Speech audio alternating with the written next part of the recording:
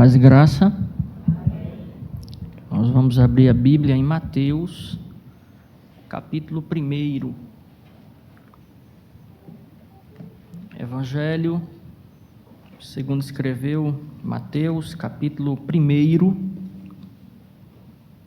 Eu lerei do versículo 18 até o versículo 25.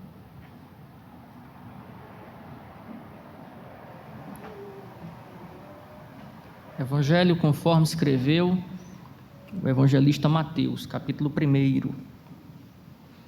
A partir do 18 diz o seguinte: Ora, o nascimento de Jesus Cristo foi assim. Estando Maria, sua mãe, desposada com José, sem que tivessem antes coabitado, achou-se grávida pelo Espírito Santo. Mas José, seu esposo, sendo justo e não a querendo infamar, resolveu deixá-la secretamente. Enquanto ponderava nestas coisas, eis que lhe apareceu em sonho um anjo do Senhor, dizendo: José, filho de Davi, não temas receber Maria, tua mulher, porque o que nela foi gerado é do Espírito Santo. Ela dará à luz um filho e lhe porás o nome de Jesus, porque ele salvará o seu povo dos pecados deles. Ora, tudo isto aconteceu para que se cumprisse o que fora dito pelo Senhor por intermédio do profeta. Eis que a virgem conceberá e dará à luz um filho, e ele será chamado pelo nome de Emanuel, que quer dizer Deus conosco. Despertado José do sono, fez como lhe ordenara o anjo do Senhor e recebeu sua mulher. Contudo, não a conheceu enquanto ela não deu à luz um filho, a quem pôs o nome de Jesus. É significativo e muito pertinente que o calendário do nosso país tenha reservado duas datas, uma para celebrar o Dia das Mães, para agradecer a Deus pelas mães, e também para lembrar às mulheres o que é a dádiva da maternidade. E a outra data é a data que corresponde ao dia de hoje, o segundo domingo do mês de agosto, data na qual se celebra o Dia dos Pais, né? Hoje é Dia do Senhor, é domingo da ressurreição. Todos os domingos nós nos reunimos para agradecer a Deus pela dádiva do seu Filho, mas também, através do seu Filho, pela mediação do seu Filho, nós também nos reunimos para agradecer ao nosso Deus e Pai. Então, se hoje é uma data em que cada um aqui traz a sua recordação à memória, resgata dentro de si afetos muito profundos, muito intensos, muitas emoções naquilo que tange aos seus pais terrenais, é também dia de nós erguermos os nossos olhos, o nosso pensamento e agradecer ao Deus e Pai de nosso Senhor e Salvador Jesus Cristo, pela dádiva da vida, pela dádiva da salvação, pela dádiva de estarmos aqui. Talvez nenhum texto possa expressar melhor essa dupla gratidão que Apocalipse capítulo 4, àquele que está assentado no trono e ao Cordeiro seja a glória pelos séculos dos séculos. Amém. Então, é muito bom nós podermos lembrar que temos um pai. O Freud, em 1927, ele escreveu um texto muito interessante, titulado O Mal-Estar da Civilização, e lá para as tantas, o Freud vai dizer o seguinte: os neuróticos sofrem de nostalgia do pai. E o próprio Freud, ele explica: todo mundo quer pai que proteja, todo mundo quer ter alguém que possa lhe proteger, alguém que possa lhe servir de referência. E hoje, sendo comemorado o Dia dos Pais, nós queremos focar um pouco sobre essa questão, até porque o Freud diz o seguinte: todo mundo quer pai que proteja e mãe que cuide, todos nós. Mas o foco hoje é falarmos sobre os pais.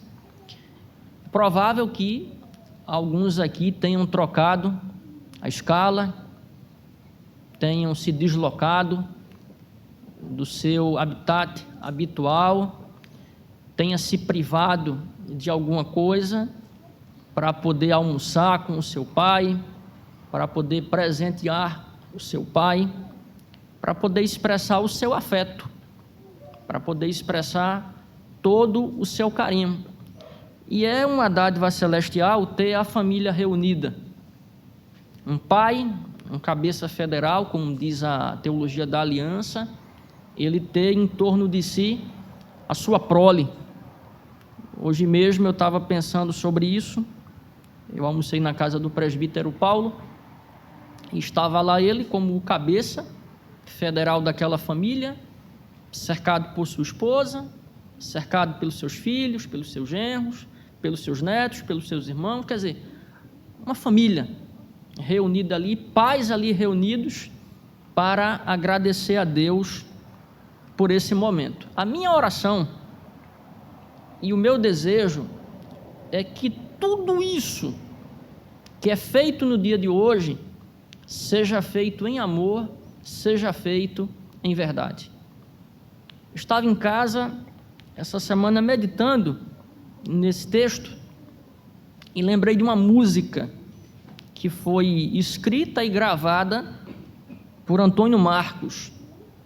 A música tem como título Sonhos de um Palhaço. E na música ele compara a vida a um circo. E ele diz que só há duas opções: ou você contracena de maneira boa, ou você é um péssimo ator. Ou seja, a vida, ela não admite uma terceira via. A vida, ela não admite que no teatro que ela mesma impõe diante de nós sejamos péssimos atores. Então, se por um lado um pai, ele deve contracenar bem, ele deve ser um bom pai, um pai exemplar, um pai que, vivendo, vai deixar um legado. Por outro lado, é necessário que a esposa e os filhos honrem o pai, reconheçam a sua autoridade como uma autoridade delegada e constituída por Deus, e ao mesmo tempo possam ajudar esse pai a cumprir esse papel. Como diz Antônio Marcos, a vida é um circo, onde muitos contracenam bem, outros contracenam mal, e que nós sejamos aqueles que vamos contracenar segundo o propósito estabelecido por Deus para a família. Cada pai sabedor da sua tarefa, e cada mãe e cada filho sabedor da tarefa que também lhe cabe. Esse texto é um texto muito lido, muito conhecido, e geralmente ele é pregado no período do Advento, que é aquele período que começa na última semana de novembro. A primeira semana do Advento começa na primeira semana de novembro. E existem nos evangelhos da Natividade textos que são escolhidos e pregados nesse período. Esse é um deles. E ele aparece no chamado primeiro evangelho da Natividade, que é o evangelho de Mateus. É muito curioso que Lucas, capítulo 1, vai mostrar a revelação do anjo a Maria. O anjo Gabriel, ele vai, apresenta-se diante daquela jovem e diz a ela que ela vai ser a portadora daquele que viria salvar o seu povo. O Espírito Santo, de maneira milagrosa, ele faz com que o Logos divino se una ao corpo da carne no útero de Maria, e ela passa a conceber a pessoa divina humana do nosso Senhor e Salvador, Jesus Cristo. Mas isso trouxe algumas consequências. Como é que uma mulher que nunca coabitou, ela agora vai ser portadora de uma criança? É sobre esse dilema que esse texto que nós lemos, ele vai tratar. E ao tratar, ele vai nos permitir aqui visualizar pelo menos 3 características da pessoa de José que são muito apropriadas para que os pais aqui presentes, se já vivenciam, continuem vivenciando, e se ainda não vivenciam, procurem incorporar a sua dinâmica familiar. A primeira característica que esse texto vai nos mostrar é que José, ele era um homem justo. O texto diz: ora, o nascimento de Jesus Cristo foi assim: estando Maria, sua mãe, desposada com José, sem que tivessem antes coabitado, achou-se grávida pelo Espírito Santo. Mas José, seu esposo, sendo justo e não a querendo infamar, resolveu deixá-la secretamente. O conceito de justiça veterotestamentário, ele exclui qualquer justiça meritória. A justiça, segundo os cânones do Antigo Testamento, tem a ver com a observância da lei, tem a ver com a incorporação do padrão proposto pela lei e a sua prática. Então, José era alguém que, ao olhar para a lei, ele era um praticante da lei. Foi dito aqui pela irmã Kátia e também pela irmã Keila na sua oração, que nós não devemos apenas ser ouvintes da palavra, mas devemos ser praticantes. E quando a Escritura aqui, ela descreve José como um homem justo, é muito bom lembrar que quem está qualificando José como um homem justo é o evangelista Mateus. Não é José quem está falando sobre si mesmo, não é a família que, numa atitude bajulatória, está de alguma maneira enaltecendo o caráter desse homem, mas é o Espírito Santo, pela boca e pela pena do evangelista Mateus, quem está dizendo: José sendo. Olha o verbo que ele usa, sendo. Isso descreve uma condição de vida, um modo próprio de viver.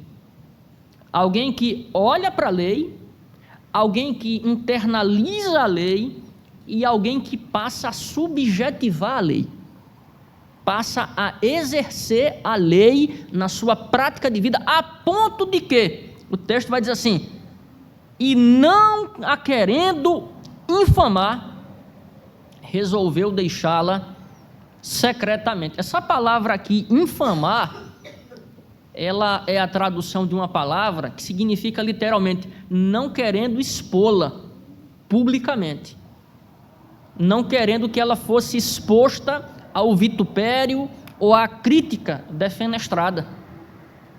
Ou seja, ele era uma pessoa de uma prudência sobrelevada. E hoje, mais do que nunca, vivendo o mundo pervertido que nós vivemos, esse mundo está adoecido, um mundo onde os padrões estão se desagregando, um mundo onde as pessoas estão perdendo as referências. Eu quero dizer uma coisa para os irmãos aqui, que me emociona muito. Meu pai biológico, ele está desaparecido há 13 anos. Faz 13 anos que eu não vejo meu pai. No dia 24 de abril desse ano, fez 20 anos que meu avô morreu. 20 anos. Eu vou dormir daqui a pouco. Todos os dias me acontece isso. Eu mal acordo. É a primeira pessoa que eu lembro. Todos os dias. Porque as impressões ficaram tatuadas no nervo da alma. Então eu volto para o Freud. Os neuróticos sofrem de nostalgia do pai. Então eu lembro constantemente do meu avô. Ele é um padrão de conduta para mim, ele é um padrão de orientação, é uma pessoa que o tempo inteiro eu lembro da voz, eu lembro dos gestos, eu lembro do carinho, eu lembro da firmeza, eu lembro da idoneidade do caráter. Eu quero dizer para você que é pai, lembre-se disso. No dia que você fizer a sua travessia, no dia que você cruzar a terceira margem do rio, viva de tal modo que os seus filhos, seus amigos, sua mulher, seja lá quem quer que seja, possam lembrar de você e dizer assim: ele era uma pessoa justa. Ele era uma pessoa de quem nós nos orgulhamos. Ele era alguém que nós podemos ter como uma referência. E eu olho para a Escritura, eu aprendo isso com Jesus Cristo. Jesus Cristo foi alguém que, sendo Deus encarnado, o Deus que se fez homem, o Deus que se humanizou, mas o tempo todo, a sua relação com o Pai, o seu respeito pelo Pai, a sua submissão ao Pai e o seu desejo abnegado de executar as ordens do Pai, ele não vacilou por um momento, ele não tropeçou por um instante, e à semelhança do seu pai terrenal, porque se você abrir a sua Bíblia em Mateus, capítulo 1, versículo 16, diz assim: e Jacó gerou a José, marido de Maria, da qual nasceu Jesus, que se chama o Cristo. José, como homem, foi um homem justo. Jesus, como filho de José, como filho do Deus vivo, como Deus que se humanizou, ele mesmo era a própria justiça. Ele mesmo era o justo, o santo, que morreu em nosso favor. Então essa é a primeira característica: seja um homem justo. Eu vou lembrar o que a irmã Kedma falou muito recentemente. Eu estava próximo e ouvi: meu filho, seja sempre um homem de Deus. E eu digo para os senhores que são pais aqui: sejam pessoas justas. Olhem para a lei do Senhor, espelhem a lei do Senhor, amem a lei do Senhor, vivam a lei do Senhor, ensinem a lei do Senhor, inculquem a lei do Senhor na cabeça dos seus filhos e da sua família de modo geral. A segunda característica de José, que aparece nesse texto, é que ele era um homem dirigido por Deus. Enquanto ponderava nestas coisas, olha só, ele disse: eu vou deixá-la secretamente, não abriu a boca, não alardeou, não criou maiores problemas para ele ou para ela, mas arrazoou consigo mesmo. Eis que lhe apareceu em sonho um anjo do Senhor, dizendo: José, filho de Davi, não temas receber Maria, tua mulher, porque o que nela foi gerado é do Espírito Santo. Ela dará à luz um filho e lhe porás o nome de Jesus, porque ele salvará o seu povo dos pecados deles. O anjo já havia aparecido a ela, mas agora era necessário que o anjo se revelasse a ele. E é exatamente isto que o texto acaba de registrar.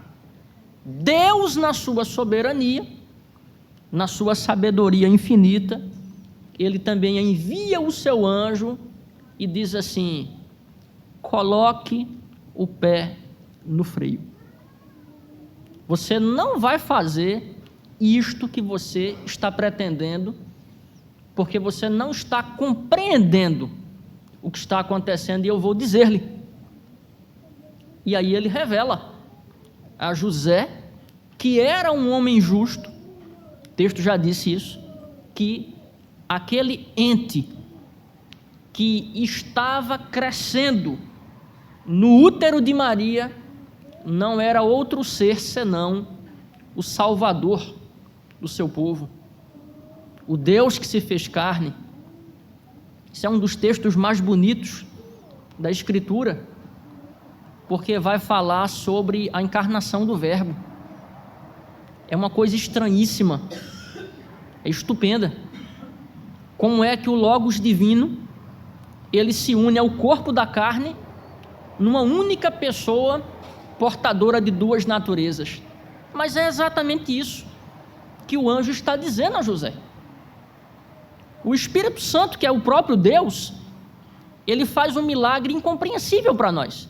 A Bíblia diz que os céus e a terra não podem conter o nosso Deus, mas o útero de uma mulher foi usado justamente para gestá-lo. O corpo da carne, né? Porque essa é a doutrina da igreja. Ele tinha uma alma humana, ele tinha um corpo humano que se une com o Logos divino, formando a pessoa divina humana do nosso Senhor e Salvador, Jesus Cristo. E ela, que recebeu aquela boa nova, ela agora é contemplada de uma outra forma. Ela agora é contemplada pela visita que o anjo faz a José, guiando ele e esclarecendo à sua mente humana a real natureza daquela situação. Voltando para o nosso contexto, o que os pais mais precisam hoje? Discernimento espiritual. O que os pais hoje eles mais necessitam? Orientação advinda do alto. Eu acho muito engraçada essa frase, eu mando na minha casa. Eu acho assim de uma fragilidade tão grande. Na minha casa quem manda sou eu. Se na sua casa quem manda é você, eu lhe pergunto, quem é o cabeça dessa casa? É você ou Deus? Não é mais fácil dizer assim, na nossa casa, Deus me constituiu como o líder e eu tenho responsabilidades a cumprir? Deus é quem manda, Deus é quem ordena, Deus é quem determina, Deus é quem estabelece o que é certo e o que é errado, Deus é quem ensina ao pai de família como ele deve dirimir a sua casa. Eu sempre digo, olha, isso aqui é o manual. Tenho dito de maneira subreptícia, toda a Bíblia. Inclusive Paulo fala sobre isso em 2 Timóteo 3. Ela é útil para o ensino, é útil para a correção, é útil para a educação na justiça, com vistas ao aperfeiçoamento. Aí você que é pai, eu quero lhe dar um conselho. Eu nem filho tenho, olha só. Mas eu quero lhe dar um conselho. Te apega com Salomão, te apega com o livro de Provérbios, te apega com o livro de Eclesiastes. Olha, faz dele um travesseiro, que ele vai te dar conselhos para a criação de filhos, para a vivência do lar, para o modo próprio de se portar, que vai te fazer muito bem. Mas acima de tudo, seja alguém que vai ser lembrado também como alguém dirigido por Deus. Eu poderia fazer aqui uma lista desse tamanho aqui, de pais que aparecem na Bíblia. Não queira ser um Adão, assassino da própria prole.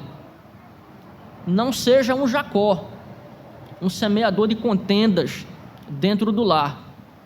Não seja um Davi, um adúltero, um assassino, um cobiçador. Não. Seja um Abraão, alguém que é capaz de renunciar a algo tão precioso. Seja um Abraão. E, obviamente, mais uma vez, eu tenho que voltar para o exemplo de Cristo, na sua relação com o Pai. Não há ninguém na Escritura, ninguém, que nós possamos dizer assim, foi alguém dirigido por Deus do berço até a sepultura e além dela, que ele voltou à vida. Hoje nós estamos aqui celebrando isso, a ressurreição dele, operada pelo Pai. Mas do berço, durante toda a sua vida, durante todo o seu ministério, ele foi alguém guiado, dirigido, conduzido pelo Pai em submissão, em obediência e em serviço. Se você quer ser um pai exemplar, olhe para cima e diga a Deus: dirija os meus passos, guie-me, me ensine, conduza-me, para que eu possa ser alguém que vai cuidar da minha família e para que eu possa te glorificar, Senhor, na condição de pai. E tem uma terceira característica desse homem chamado José. Ele era justo, ele foi alguém dirigido por Deus e ele foi um homem obediente a Deus. Olha o que o texto vai dizer no versículo 24: despertado José do sono, veja o que o texto vai dizer: fez como lhe ordenara o anjo do Senhor e recebeu sua mulher. Ele não fez o que ele queria, ele fez o que Deus, por meio do anjo, ordenou que ele fizesse, que ele a recebesse. Vou dizer uma coisa para o senhor, presbítero Osmar: é uma das doutrinas mais difíceis, a doutrina da dupla natureza do nosso Redentor. Aí eu fico me perguntando, foi um privilégio José e Maria terem criado o Senhor Jesus, mas que responsabilidade, que responsabilidade ela gerar, trazer ao mundo e juntamente com José educar o Deus que se humanizou. E o texto diz aqui: ele fez como lhe ordenara e recebeu Maria por esposa. Ele fez o que a maioria não faria, que a maioria não daria ouvidos à voz do anjo, a maioria não a receberia, a maioria muito provavelmente ia dizer: é fruto de um adultério, é fruto de uma imoralidade. Mas ele a recebeu, o que mostra o seu altíssimo caráter moral e espiritual, a elevadíssima espiritualidade desse homem.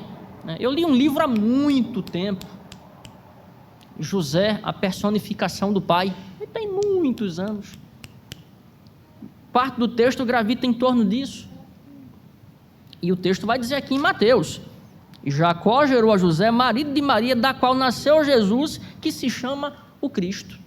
Ou seja, ele assumiu Jesus como seu filho, o criou como seu filho, o amou como seu filho, o educou como seu filho, porque era seu filho. Porque a maternidade e a paternidade também não se limita apenas ao aspecto biológico. Nós não somos apenas seres biológicos.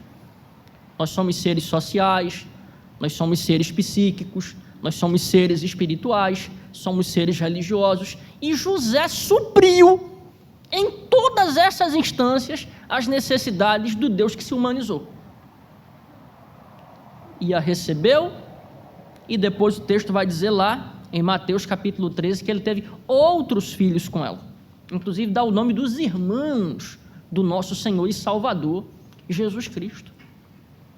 Então você que é pai, é óbvio que você quer ter filhos obedientes, filhos que lhe obedeçam, filhos que possam honrar o seu nome, filhos que possam honrar o seu legado. Mas a pergunta é: você é uma pessoa obediente? E não é obediente ao pastor, não. Você não deve obediência ao pastor nem ao conselho da igreja. Você deve obediência a Deus. Você deve obediência ao Criador de todas as coisas. Deixa eu falar uma coisa. Eu já falei isso aqui. Tem um texto na Bíblia que eu não entendo, presbítero Leandro, sinceramente. Lá em Hebreus, no capítulo 2, diz o seguinte, que Cristo aprendeu pelas coisas que padeceu. Agora, ele padeceu por quê? Ele padeceu por obedecer ao Pai. Carregar a cruz, ser pregado no madeiro, ser cuspido no rosto, ser torturado por amor a nós, em obediência àquilo que o Pai havia previamente determinado. A obediência dele não tinha limites, e ele foi até as últimas consequências, obedecendo ao Pai. Para quê? Eu vou dizer, José não assumiu ele como filho? Ele passou por tudo aquilo obedecendo ao Pai, para que o Pai pudesse nos receber como filhos. É a obediência dele, é o fruto da obediência dele, que aplaca a ira do Pai, sela a paz entre o Pai e nós, e faz com que o Pai nos receba como filhos. Então, esse gesto simbólico de José, obedecendo a Deus e recebendo Maria como esposa, e o Filho de Deus, o Deus encarnado como filho, lá na frente o Senhor Jesus ele vai replicar esse mesmo gesto. E ele diz para nós hoje, obedeçam. Obedeçam. É bom obedecer, faz bem para a alma obedecer. É um caminho mais curto, é um caminho mais seguro, e é a única forma de agradar a Deus. Eu quero dizer que os desobedientes não vão herdar o reino de Deus. Eu quero finalizar lembrando algo muito importante. Jesus nos ensinou uma oração. Alguns chamam a oração do Senhor, outros chamam a oração dominical. Eu prefiro chamar a oração do Pai Nosso, que é muito bom chamar a Deus de Pai. É muito bom entrar no nosso quarto, fechar a porta. Eu não preciso nem falar, eu não preciso nem abrir a boca, eu só preciso me sintonizar com a Câmara Celeste. E eu posso chamar o Criador de todas as coisas, meu Pai. Posso até chamar mais. Paulo disse em Romanos capítulo 8 que eu posso chamá-lo de paizinho. Abá pai é paizinho. Posso chamá-lo de paizinho. E posso abrir o meu coração, posso dizer-lhe o quanto o amo, e posso dizer o quanto necessito dele. Porque eu preciso de Deus. Olha, o presbítero Osmar hoje me chamou a atenção para algo. Eu vou ler esse trecho aqui e vou levar em consideração a observação que ele fez, muito pertinente. A gente pode morar numa casa mais ou menos, numa rua mais ou menos, numa cidade mais ou menos, e até ter um governo mais ou menos. A gente pode dormir numa cama mais ou menos, comer um feijão mais ou menos, é ruim, né? Ter um transporte mais ou menos, e até ser obrigado a acreditar mais ou menos no futuro. A gente pode olhar em volta e sentir que tudo está mais ou menos, tudo bem. O que a gente não pode mesmo nunca, de jeito nenhum, é amar mais ou menos, sonhar mais ou menos, ser amigo mais ou menos, acreditar mais ou menos, senão a gente corre o risco de se tornar uma pessoa mais ou menos. E eu disse assim, não seja um pai mais ou menos. E o presbítero Osmar disse, é possível ser um pai mais ou menos? Não, não é possível. Sabe por que não é? Porque existe uma diferença entre pai e genitor. Existe uma diferença enorme. Pai é pai. E eu tenho visto nessa igreja aqui pais. Eu tenho acompanhado pais e tenho me alegrado pelo modo como pais têm criado filhos aqui, têm criado netos aqui, têm servido de exemplo para mim e tem alegrado meu coração. Minha oração é que cada pai aqui receba um abraço caloroso do Espírito de Deus. E eu particularmente quero dizer para os irmãos, recebam o meu abraço. tenho a muitos aqui como meus irmãos, e tem irmãos aqui que, para mim, têm sido pais em verdade. Deus os abençoe.